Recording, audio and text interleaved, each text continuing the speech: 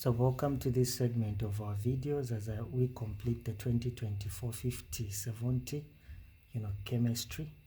In my previous discussion when I did question number 11, I think my video cut, we wanted to look at E, so I'll start from the E part. It says aluminium is more reactive than iron, and yet iron corrodes while aluminium does not. So explain this observation. So they wanted you to explain. Remember, when aluminium is actually exposed to air, it rapidly reacts with oxygen to form up an oxide layer. So that oxide layer acts as a barrier that seals off the metal, so preventing it from actually further reacting. But in contrast, iron rusts to form, a flaky, or a flaky oxide layer, and that flaky oxide layer constantly peels off, thereby exposing the metal for more corrosion to do it to take place. So this is what you needed to to have said. So I've written something: aluminium rapidly reacts with oxygen to form an oxide layer, then the oxide layer acts like a barrier that seals the metal. Then you can come in this direction from here, you come in this direction. In contrast, iron rusts to form a flaky oxide layer that constantly peels off. So when it constantly peels off, this exposes, we can simply say this exposes the metal to more corrosion. So it actually exposes the metal to more corrosion, or to actually rust. So that's what you needed to do. Now let's look at B12. That is the question that we want to focus on. This is an organic question there. It says that one of the compounds in crude oil is diodecan, which has the formula that, so diodecan, I don't know if the proper spelling is that, but I believe it's that, diodecan, which is C12 H26, because it has got 12 carbon. Then it says diodecan undergoes cracking reaction as shown in the equation. So remember, cracking is simply the breaking down of large chains of alkane molecules into smaller, simpler ones. So they have actually given us the reaction there, which says C12 then H26. When cracked down, it produces X. Then there's CH48 in this case. So many elephants pass by. So this is actually butene that has actually been produced. So that is butene, but we don't know what X is. So now Roman 1, that is a Roman 1 there, says give the formula of the compound X. So for you to know the formula of the compound X, remember the number of atoms on the left hand side will be equal to the number of atoms on the right hand side. So what you do in terms of finding the number of carbon atoms, you just compare what is the total on the left hand side. You have got 12, and here what you have is 4. So you simply say 12 minus 4, and that gives you 8. So meaning whatever hydrocarbon that will be here will have 8 carbons. Then in terms of hydrogen atoms, what you do again, since the total here is 26, so it will be 26 minus what we have there, which is 8. So if you look at 26 minus 8 there, that will give us 18. So meaning that the formula in this case, so if I'm to look at the formula of the hydrocarbon, it will be C8 and it will be H18. So this is what we simply call as being octane. So octane is actually X there. So X is simply represented by octane. So that's what we mean. So that's the formula of the compound X that they wanted. Then A Roman 2 there says state 2 conditions for this reaction. So what are the 2 conditions in order for cracking to take place? What are the 2 conditions that are needed? Well, number 1, you need a catalyst that helps to break down, and in most cases the catalyst that we use is either silica, silicon dioxide, or we can use what we call as being alumina. In this case, alumina is simply representing aluminium oxide. So this is what you can use. You need a catalyst.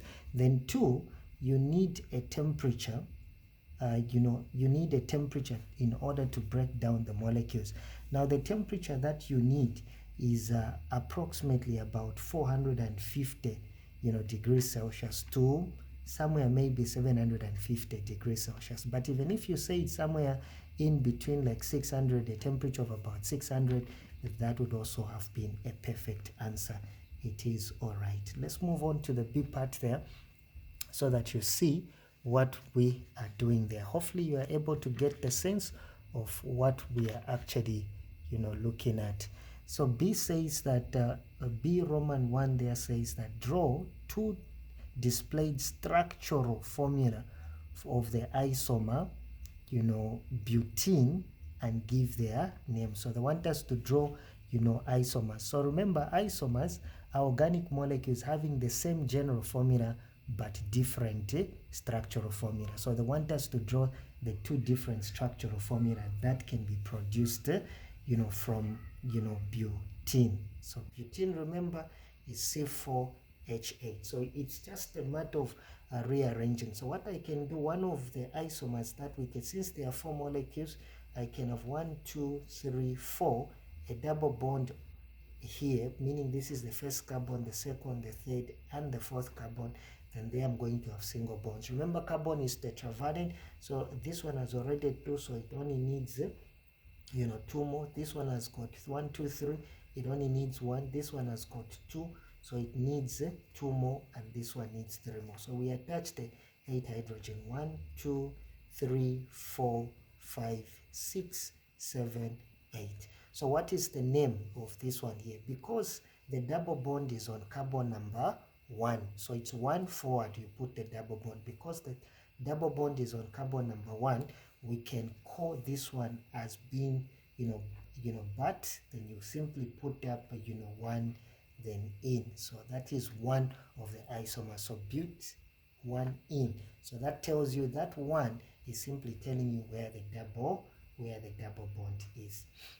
Well, another one that we can draw is we can just change the number where we have the double bond. So what I can do is that 1, 2, 3, 4, I can put the double bond on the second carbon. Then here single, single, then there I need 3, there I only need 1, there 1, and there I need 3. So 1, 2, 3, 4, 5, 6, 7, 8. That's what we mean. So remember, you can start from the side where closest to the double bond. So if you start counting 1, 2, 3, 4, or start counting going this side 1, 2, 3, 4, still the double bond will be on carbon number 2. So what would be the name if you look at the UPAC? So you need to use what we call as being the UPAC way of naming, International Union for Pure and Applied chemistry, to name that. So because the double bond is on carbon number 2, we can call it as being but2 in. So these are the 2 isomers that would have actually created when it comes to this. Of course, you might have actually created another one maybe by putting up what we call as being an acyl group. But of course, if you are familiar with those acyl groups, then well and good, right? So let's move on to B2 there, Roman 2. It says suggest one use of these isomers other than as a fuel. So what is one use of these isomers other than fuel?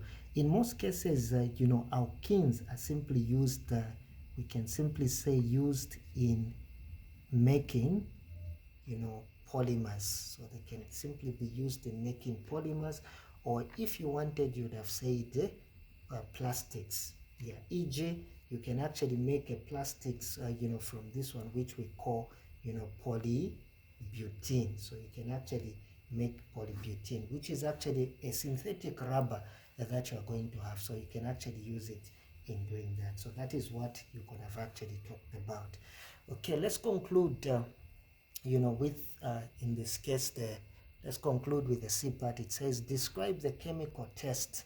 So they want you to describe the chemical test that could be used to distinguish between, butane and butene. So now the test in this case, that the chemical test that you can carry out is by using, bromine water. So in this case, you can add bromine water to, to the two samples that you have been given, then that will actually tell you. So I can simply say add, bromine water, which is Br2, which is of course in aqua. So bromine water, to separate samples of butane and butane. So that's what you can do. Get to test tube, add bromine water. When you add bromine water, then you can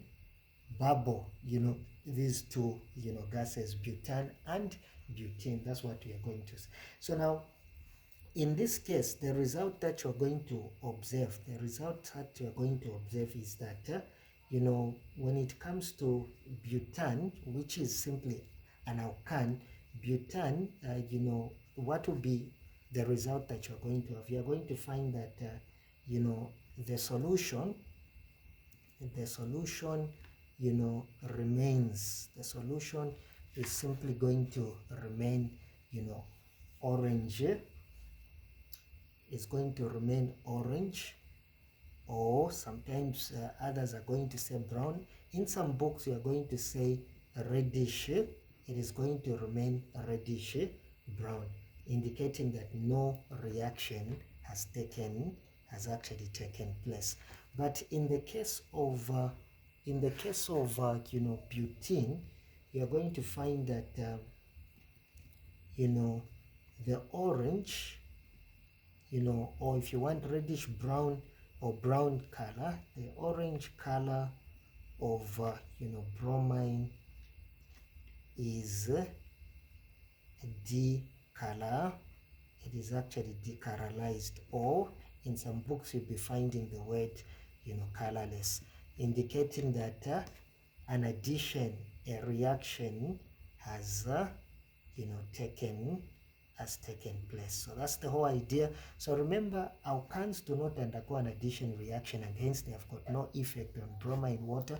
So the color of bromine water will remain orange, because no reaction will take place. In the case of butane, they undergo an addition reaction, and hence the color will become, the orange color of the bromine will be decolorized or colorless, because an addition reaction would have actually taken place. Please, you can watch other series of my video, then you'll be able to see that. You can also watch out other series in mathematics, physics, biology, addition mathematics, and if you're doing again pure sciences or science, you can actually get to benefit. There are some playlists that you can actually check out. If you love what we do, please, you can subscribe to our channel, so that you can actually get to learn with us. Thank you so much for watching and learning with Mr. Nyendwa. I sign out.